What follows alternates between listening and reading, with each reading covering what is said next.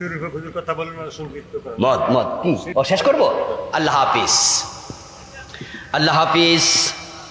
তাহলে আমরা এখানে শেষ করলাম। হাযা মা ইনদি ওয়াল ইলমু ইনদাল্লাহ আলাইহি তাওয়াক্কালতু ওয়া ইলাইহি উনীব। নো নো নো, অনেক হয়েছে। সভাপতি সাহেব কথা বললে আর কথা চলে না।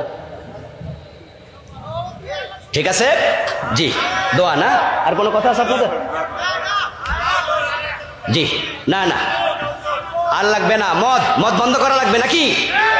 হ্যাঁ, আমার না কানে কানে কয়ে দিছে হুজুর রাজনীতি করেন না। কি মুসিবতে আছি কোনছে। এখন কইলে হেরা কবু হুজুরের মানা করি, এই হুজুর হনে না। আবার না কইলে হক বলা হয় না।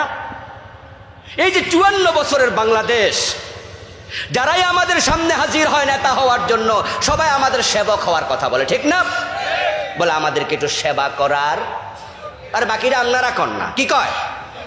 মেম্বার সাহেব নির্বাচন করে না, চেয়ারম্যান নির্বাচন করে না, দেখবেন তাদের পোস্টারে লেখা আছে অমক সাহেবকে কলসি মার্কায় ভোট দিয়ে জনসেবা করার।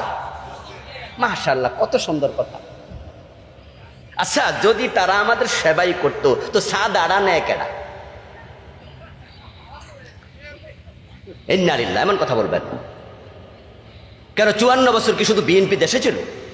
এক দলের দোষ দেবেন কেন? কাউকে হার্ট করা যাবে না, আহত করা যাবে না। আপনার সাইকোলজিক্যাল পরিবর্তন দরকার, মনস্তাত্ত্বিক পরিবর্তন দরকার। 54 বছরে পরিবর্তন তো হলো না। সাদাটা যে আপনি নেন, আচ্ছা এটা কি বৈধ না অবৈধ? সবাই কথা বলেন, বৈধ না অবৈধ? ভাই, একজন ঠেলাওয়ালা আপনারা দেখবেন যে ঢাকা গেলে কত ভ্যানের মাঝে, আপনাদের কাপাসিও মনে ভ্যানে করে বেচা কেনা হয়নি? ভ্যান গাড়িতে।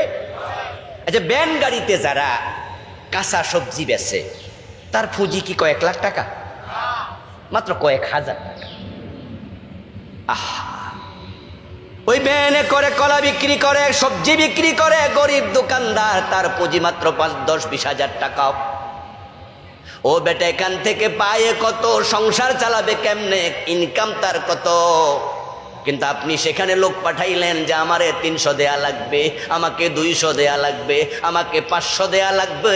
বেটা কষ্ট করে কামাইলো, কিন্তু আপনি 200 নিলেন। এটা আপনার জন্য হালাল না হারাম?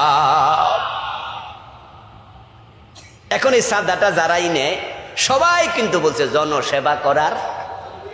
এটার নাম সেবা, এটার নাম সেবা। ও প্রিয় ভাইয়েরা আমার, এই জন্যই বলছি যে 54 বছরে পরিবর্তন হয় না। বুঝতে হবে এই ওয়াজ দিয়ে হবে না, নতুন ভাবনা দরকার। নতুন ভাবে ভাবতে শিখুন। কেন হলো না? নবীজির বয়স 40 বছর 6 মাস। কত? 40 বছর 6 মাস। আমার রাসূল গারে হেরায় দেন মগ্ন। ভাবছেন সমাজ তো পরিবর্তন হলো না, কি করলে পরিবর্তন হয় একটু ভেবে দেখি। গভীর ধ্যান, এর মাঝে আল্লাহ তাআলা গারে হেরাতে জিবরিল আমিনকে পাঠাইয়া দিলেন। কোরআন হাজির হয়ে গেল। জিবরিল আমিন আলাইহিস সালাম গারে হেরাতে এসে প্রিয় নবীকে বুকের সাথে 3 বার জড়াইয়া ধরলেন। জড়াইয়া ধরে নাজিল করলেন, ইকরা বিসমি রাব্বিকাল্লাযী খালাক। তোমার রবের নামে পড়ো, তুমি নবী, তুমি নবী, তুমি নবী। কোরআন এসে গেল। নবীজি সাল্লাল্লাহু আলাইহি ওয়াসাল্লাম কোরআন পেয়ে নবুয়ত পেয়ে গেলেন। কিছুদিন এভাবে চলে গেল। তারপর আল্লাহ তাআলা দ্বিতীয়বার ওহী নাজিল করলেন, ইয়া আইয়ুহাল মুদ্দাসসির, ও কম্বলওয়ালা নবী, কুম, দাঁড়ায়া যাও, ফাংজির, মানুষকে জাহান্নামের ভয়ে দেখাও, ওয়া রাব্বাকা ফাকাব্বির, তোমার রবের বড়ত্ব তুমি ঘোষণা করে দাও। আল্লাহর নবী কম্বল গায়ে দিয়ে ঘরে শুয়ে আছেন। দ্বিতীয় ওহী আসলো, কম্বলওয়ালা, আল্লাহ ভালোবেসে ডাক দেন। তারপরে বলেন কুম, দাঁড়ায়া যান। আল্লাহ বুঝাইয়া দিলেন, যারা সমাজ পরিবর্তন করতে চায় তারা শুয়ে থাকলে সমাজ পরিবর্তন হয় না, তাদেরকে মাথা তুলে দাঁড়াতে হয়। কুম। যারা অর্থ জানেন তারা বলুন কুম অর্থ কি? দাঁড়াও। ও কম্বলওয়ালা, শুয়ে থাকলে হবে না, দাঁড়াও। রাসূল সমাজ পরিবর্তন করতে চেয়েছেন, এ দায়িত্ব নিয়ে পৃথিবীতে এসেছেন। ও সমাজ পরিবর্তনের জন্য আল্লাহ কোরআন পাঠাইছে। এবার আপনাদের কাছে জানতে চাইব, এই সমাজ পরিবর্তন হোক আপনারা চান কিনা? ঘোষ দূর হোক, সুদ দূর হোক, আপনারা চান কিনা? মাদক মুক্ত বাংলাদেশ দরকার আছে না নাই? সন্ত্রাস রাহাজানি চিন্তায় থাকবে না, একটা শান্তিপূর্ণ বাংলাদেশ দরকার আছে না নাই? তাহলে কি শুয়ে থাকলে হবে? বসে থাকলে হবে? দাঁড়াতে হবে কিনা?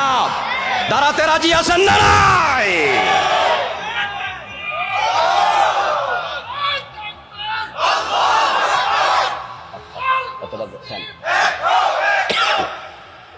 প্রিয় ভাইয়ের আমার, দাঁড়াতে হবে। নবীজি দাঁড়িয়ে গেলেন, জাহান্নামের ভয় দেখালেন। ও আরবের মানুষেরা, তোমরা যেভাবে চলছো এভাবে চললে জান্নাতে যাওয়া যাবে না। মক্কার লোকেরা কিন্তু নিজেদেরকে ইব্রাহিম আলাইহিস সালামের সন্তান হিসাবে গর্ববোধ করত এবং তারা বলতো যে আমরা কাবার রক্ষণাবেক্ষণকারী।